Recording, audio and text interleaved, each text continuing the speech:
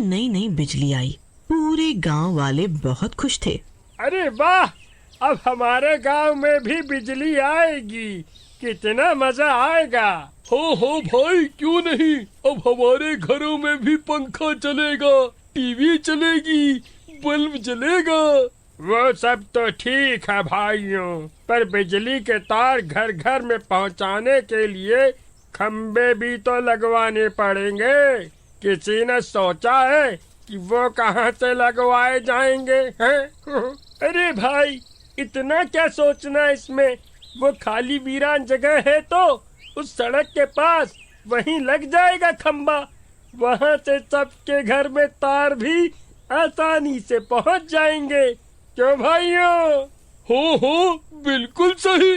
फिर अगले दिन तय की गई जगह पे खंबा लगवाया जाता है और पूरे गांव में बिजली के तार पहुंचाए जाते हैं। पूरा गांव बिजली की रोशनी से जगमगा उठता है। अरे वाह, लाइट आते ही गांव तो जगमगा उठा। अब हम भी रात को पंखे की हवा में सोएंगे। हाँ बहन, मैंने तो टीवी भी मंगवा ली है, आ जाना कल, साथ में सलमान खान की फिल्म देखेंगे। फिर सब अपने अपने घर सोने चले जाते हैं। फिर अगले दिन रामू और काकू उस खंबे के पास से गुजर रहे होते हैं। पर अरे काकू भाई, जल्दी इधर आओ, जल्दी बाकी सब लोगों को भी बुलाओ। ये देखो, ये क्या अनर्थ हो गया। अरे ये खंबे के ऊपर कौन है? हाय हाय, ये बिजली आते ही एक इंसान को खा गई। अरे भाइयों, ये कैसे हो गया? भाई, हम तो यहाँ से गुजर रहे थे, तभी देखा कि खंबे के ऊपर चीमा की लाश टंगी हुई है। हम तो खुद इतना डर गए। सभी गांव वाले हैरान रह जाते हैं, पर इसे विधि का विधान मान के चीमा की लाश खंबे से उतार के देह संस्कार करते हैं। फिर अगले दिन एक मनचला उसी खंबे के पास से गुजर रहा होता है। आंख मारे ओ लड़की, आंख मारे अरे ये खंबे पे कौन कसरत कर रहा है? भाई जरा करीब जाके देखे तो।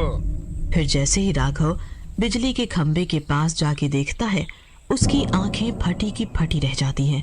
ये दृश्य देख के वो काफी डर जाता है।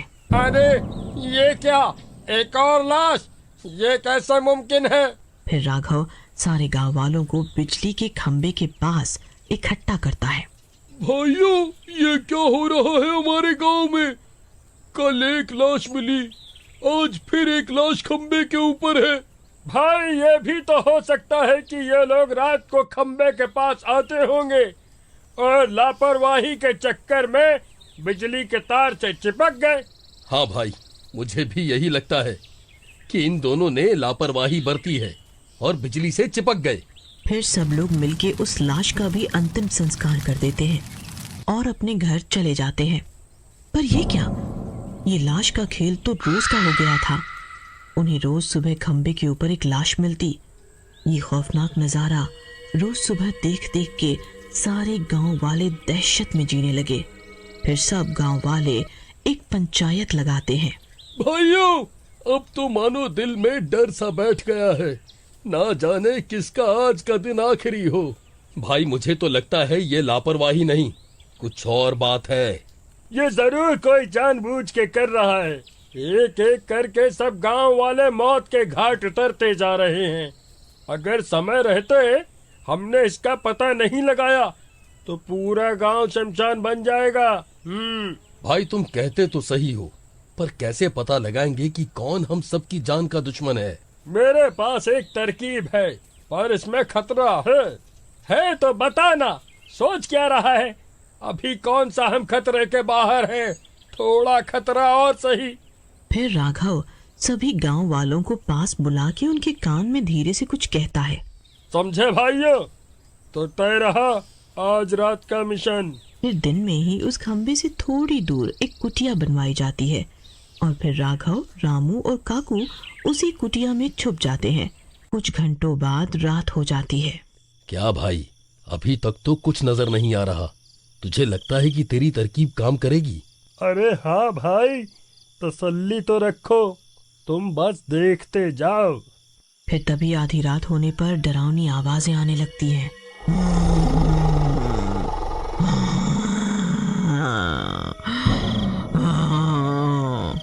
अरे ये कैसी आवाजें हैं? मुझे तो बहुत डर लग रहा है।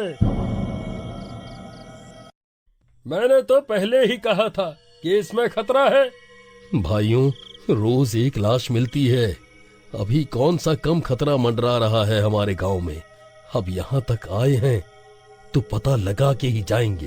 तभी उस खंबे के नीचे से एक बूढ़ी चुड़ैल गुस्से में तमतमाती हुई जमीन के बाहर आती है।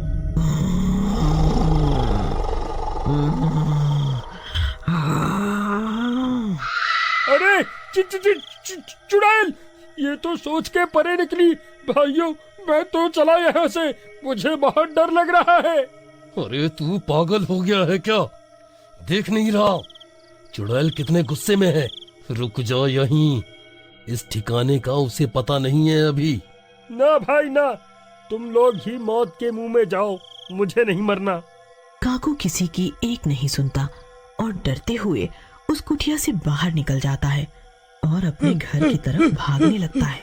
उधर चुड़ैल खुंदक में रात के वीरान समय में अपना शिकार ढूंढ रही होती है। काकू के पैरों की आवाज सुन के लगता है आज शिकार के लिए ज्यादा मेहनत नहीं करनी पड़ेगी।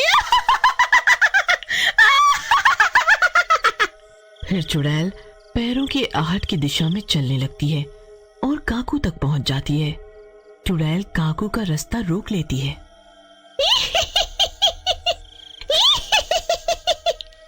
कहाँ भाग के जाएगा? आज तेरी बारी है।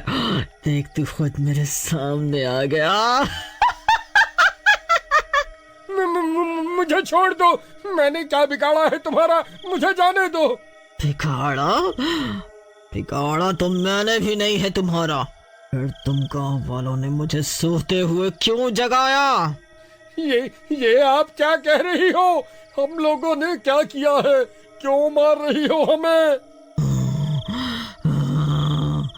तुम गांव वालों ने मेरे घर में खंबा लगवाया, मुझे सोते हुए जगाया।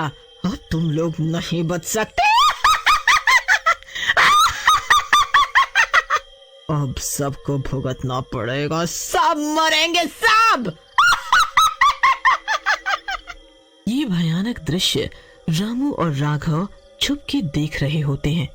अपने दोस्त की खौफनाक मौत देखकर उसकी रूह कांप जाती है, पर वे दोनों बिना आवाज निकाले वहीं छुपे रहते हैं। चुड़ैल फिर वापस खंबे के नीचे चली जाती है और वे दोनों भी डरे सहमे अपने घर लौट आते हैं। फिर अगले दिन एक और पंचायत बिठाई जाती है। तो पता चला कि क्या माजरा है? कौन है जो ऐसी खतरनाक मौत कर रहा है? फिर रामू और राघव पंचायत को रात का भयानक दृश्य बयान करते हैं और उस खंबे के पास लेकर जाते हैं। काकू की लाश नीचे उतारो और इसका देह संस्कार करो। समझ नहीं आ रहा कि चुड़ैल के कहने का क्या मतलब है कि हमने उसकी नींद जगाई है। तभी इस पंचायत में हाजिर एक बुजुर्ग सामने आके खड़ा हो जाता है। मैं बताता हूँ, इस गांव का सबसे पुराना इंसान हूँ।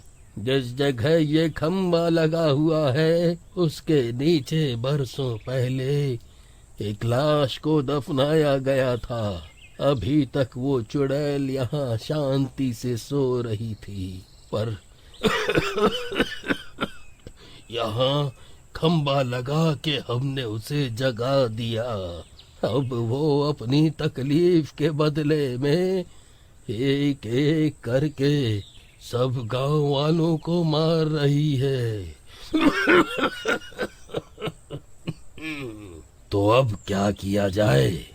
अगर हम इस खंबे को यहाँ से हटा के कहीं और लगा दें तो वह चुड़ैल फिर से अपनी कब्र में आराम से सो जाएगी। फिर सरपंच और सभी गांव वाले मिलके वैसा ही करते हैं। अगले दिन